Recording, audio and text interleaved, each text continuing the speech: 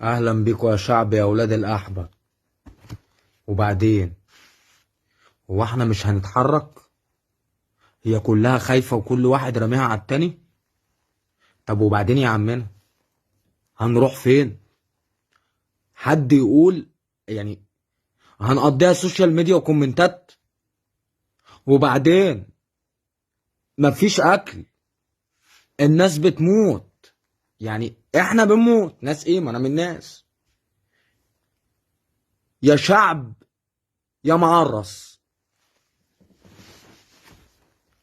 واللي يزعل يمشي، اللي يزعل يغور في 60,000 داهية تاخده ما يتفرجش ولا يسمع.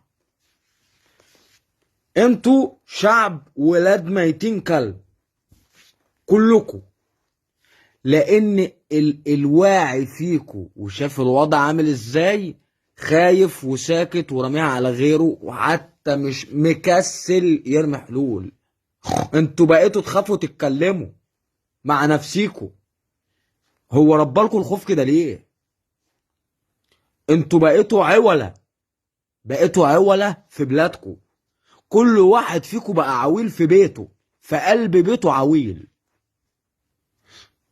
الحريم خلاص ما بقتش طايقه الرجاله، لان الرجاله بقت محطوط عليها ومقهورين كلهم، واحد تلو الاخر.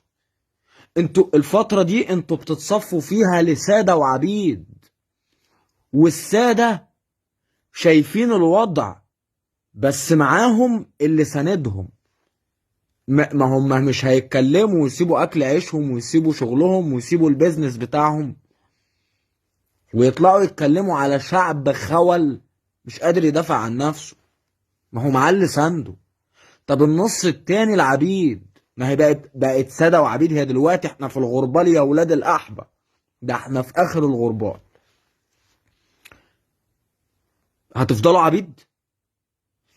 هتفضلوا عبيد؟ ما هو انت لما تطلع تشتغل طول اليوم ب100 جنيه تبقى انت كده عبد. ما هو انت لما تروح تشتغل عند مديرك طول اليوم من 12 ساعة بورقة ب100 جنيه حقيرة ما بتغديش أسرة، لا فطار ولا عشاء ولا كهرباء ولا مية ولا غاز ولا مسحوق ولا أي شيء آخر، ولا فطار ولا عشاء، ب100 جنيه تغديك.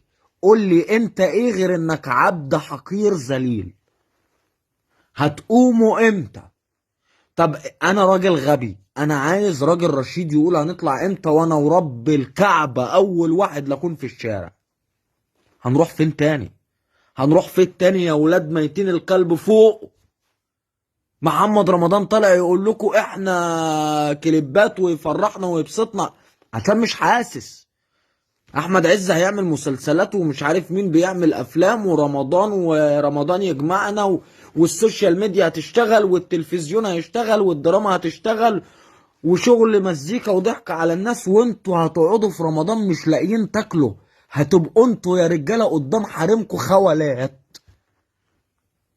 ومراتك لو استنيتك مره واتنين وتلاته الرابعه مش هتستناك يا حبيبي، وهتطفش تروح عند ابوها. هتجوع ومش هتبقى كده، ما تقدرش تقول عليها مش اصيله.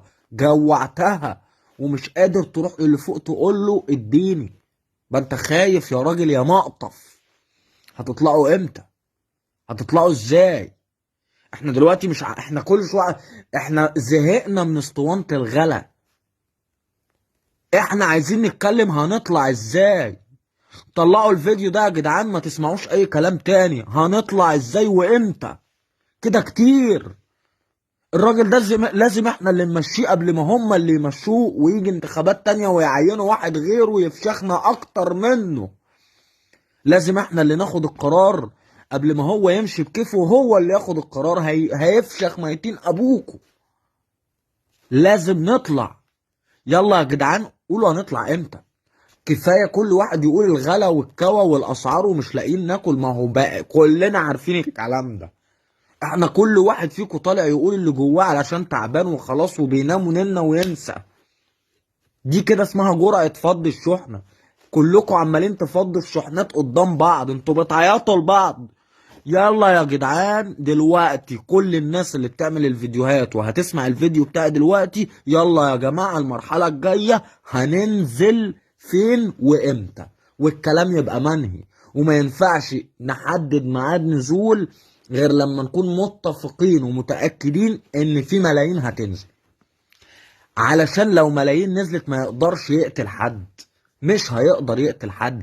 لكن لو قلنا يلا وطلع 1000 في كل محافظة هيفشخونا، هيفشخونا. ده دول كفرة على الحرام من ديني، كفرة على الحرام من ديني، دول كفرة ولا يعرفوا ربنا ولا ليهم جنة. انا معرفش انا ينفع اقول الكلام ده ولا ما ينفعش، بس اللي زي دول انا لا احسبهم من المسلمين. احنا بيحكمنا صهاينة وكلاب فلوس. لازم نطلع نتحرك يا جدعان ونشوف يلا يا جماعة نطلع امتى، ولازم الفيديو ده يلف مصر كلها يا جدعان. هنطلع امتى؟ مات الكلام، سلام.